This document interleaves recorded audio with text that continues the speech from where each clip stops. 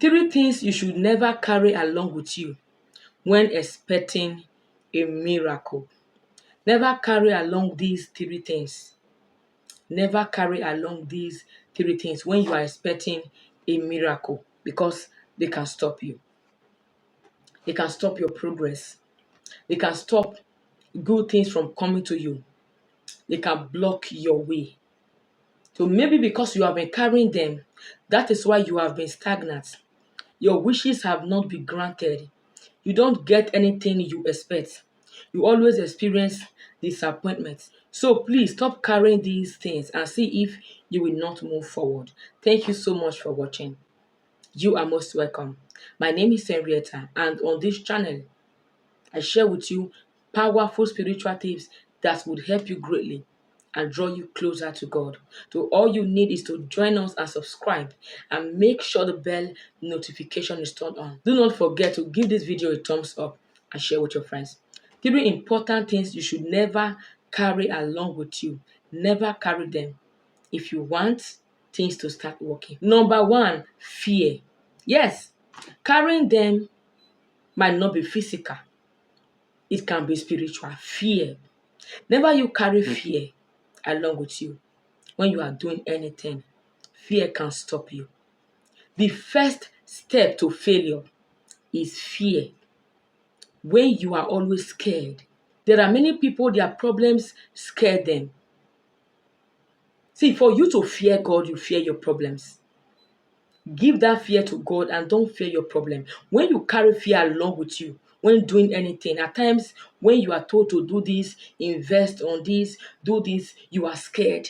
You carry fear along to your business premises. You don't even know if you buy these things, if they will buy from you. You don't even know if you will sell today. All those fear, they will stop you. Whatever you want to do, you carry fear along. Anywhere you go, you carry fear along. Then how do you expect to succeed? Fear is a blockage. A very big blockage.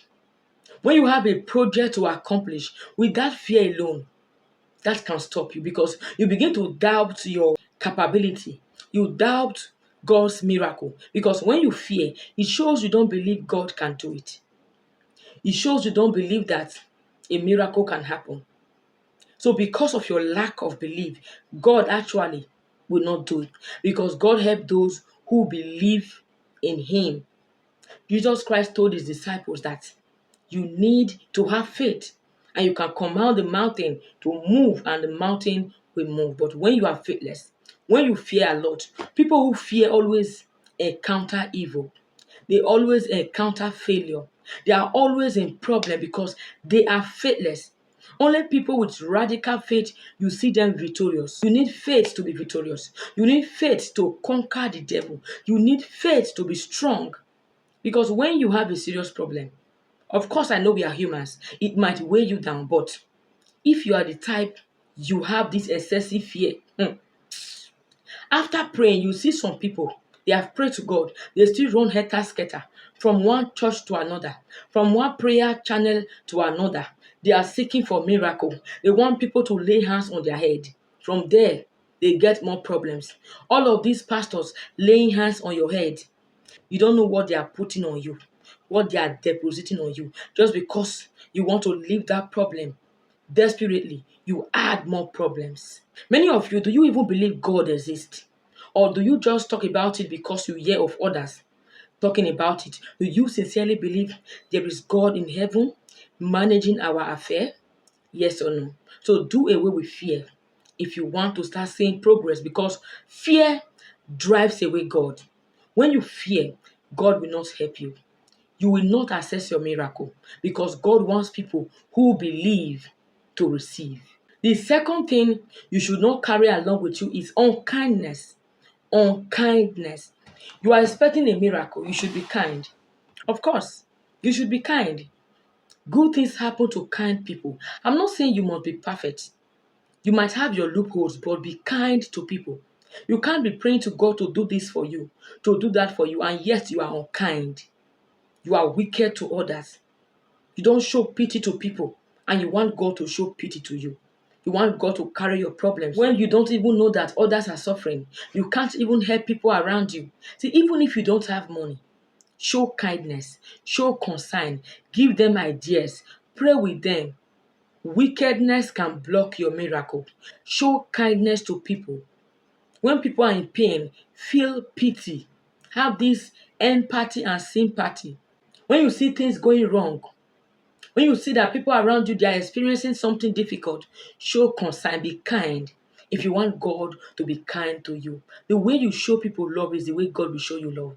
Because if you are bad to people, if God decide to disguise as a human being, you will also show him wickedness. So do away with unkindness and do not carry that wherever you go. There are people wherever they go, they carry unkindness. They show their smelly attitude everywhere.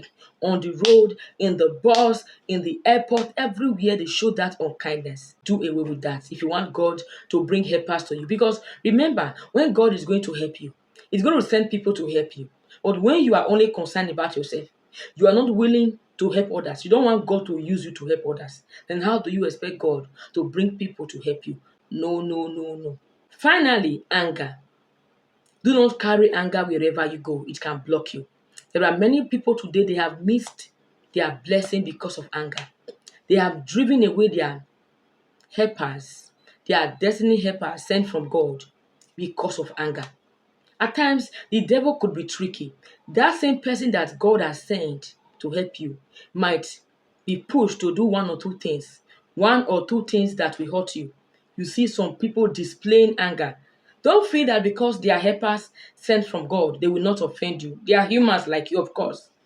That is also a test. God wants to know if you actually deserve the help you are looking for.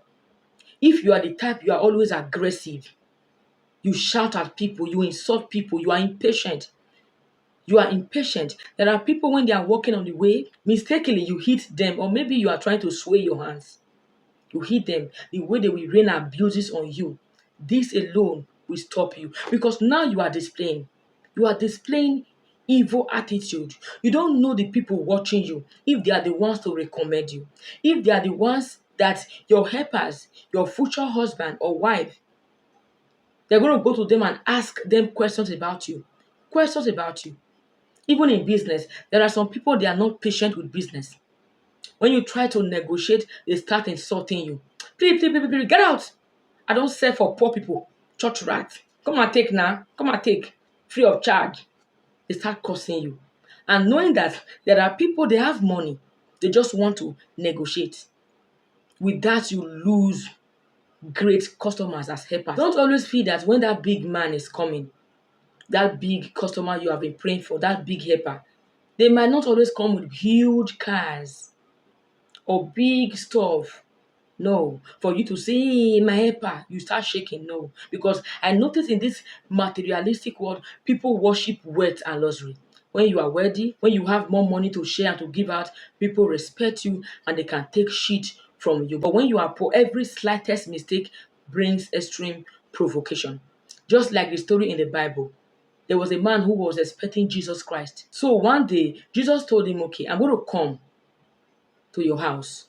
So this man was cleaning his house, decorating his house, thinking that Jesus will come like a big prince, a huge king, because that is who he is, a mighty king. But Jesus disappointed him. That day, after he has arranged his house, mopped his house, cleaned his house, and all of that, there was a knock on his door. He was so excited. A dirty beggar came in. He said, "What are you doing? When I'm expecting my Jesus Christ, my mighty King." I'm just using my words. That was not how it is written in the Bible. I'm just using my words to explain to you Bible story. Okay? And he drove this man away. And he sat down, still waiting for Jesus, who he never saw again. So he communicated back with Jesus Christ. "I waited for you. You didn't come. You disappointed me. I organized a party for you. Jesus said, I came to your house. You drove me away." You say, how? I didn't see you. How can I prepare for you and still drive you away. Jesus said, that beggar you drove out, I am the one. That beggar you drove out, I am the one. He started crying. How I wished he helped that beggar, clothed him, fed him. That would have been the end of his problem. Instant miracle will occur. Don't always feel that the people you look at day by day, they are who you think they are. This was how he lost his blessing. Many of you are like that. There are many helpers, many great people God has sent to you. They come in disguise. Even some women, they miss their good life partner because they are desperate for riches and luxury. And by so doing, they miss their right person, not knowing that that person they are rejecting is what or who they actually want, because they are not showing off. You know, we in this world, we love to show off. We respect people who show off. But there are people who are reserved. So all of those people you have been quarreling with, you have been aggressive to, you have insulted in different ways. How are you sure that your helpers are not there? And when you miss your helpers, to get them back is very, very hard. So make sure you amend your ways and calm down your anger. Calm down your pride and expectation, because God can send help to you through anybody. Even that poor person around you can give you a solution to that sickness you have been experiencing for a long time. You might think they are poor. They might just prescribe one thing and that is it. So do not underrate anybody and push down anger. Be patient, because anger, aggressiveness can push people away from you. And when people are away from you, then how can you survive alone? Nobody is buying. There are some shops, they are too harsh. When you go to buy and you try to negotiate and you don't buy, they curse and insult you in Nigeria. Look at you. You don't have money. You just came to waste my time. Get out. All of this attitude can stop you. And many people, they have been poor because of this. Many business people have not grown because of this attitude. The good business people are the ones who are willing to take insult, who are willing to be patient with customers, understand that there are different human beings, because they are the ones helping you, feeding you, paying your bills by buying your product. So respect them and be tolerative and be kind to people. And you will see that that long-awaited blessing will become your testimony. Thank you so much for watching. Please subscribe. Make sure the bell notification is turned on. Do not forget to give this video a thumbs up and share with your friends. God bless you.